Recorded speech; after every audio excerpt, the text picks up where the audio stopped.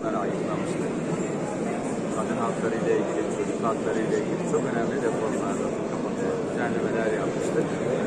Tabii ki anayasamızın yapılış süreci, darbe sonrası yapılması, yapanların darbeci olması açısından sadece bu bile anayasa değişikliğine ihtiyaç olduğunu gösterir.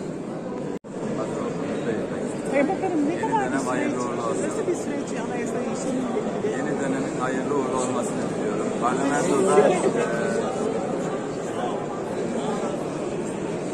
zaman zaman tabii ki basında çekilenler, Türkiye Büyük Millet Meclisi'nde görev yaptığımız dönemde Adalet Komisyonu Başkanı'yken ve Grup Başkan Vekiliyken de gazetecilerimizde gündem komisyonumuzun genel kurulda bilgilendirme noktasında bir atlama yaptık.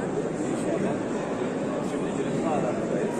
Tabii ki bu süreçte de günlerde devam ediyoruz.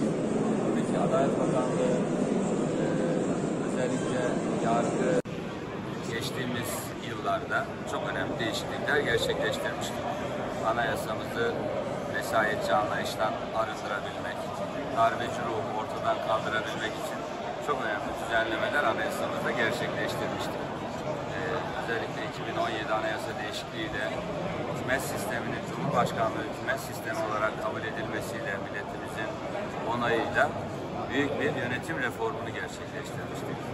Yargı birliğinin sağlanması anlamında devlet güvenlik mahkemelerinin kaldırılması, özel yetkili mahkemelerin kaldırılması anlamında da anayasa hizmetlerinden daha etkin bir şekilde yararlanabilmesi için geçtiğimiz dönemlerde 7 tane yargı reformu strateji belgesine dayanarak yargı paketi burada yasalaştırmıştık.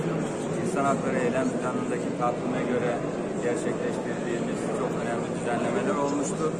Şimdi tabii o takvimde uzun vadeli gerçekleştirilecek hususlar var. Hem onları gündemimize alırız. Meclisimizin takdirine sunarız. Tabii ki yasama yetkisi aslen milletvekillerine ait.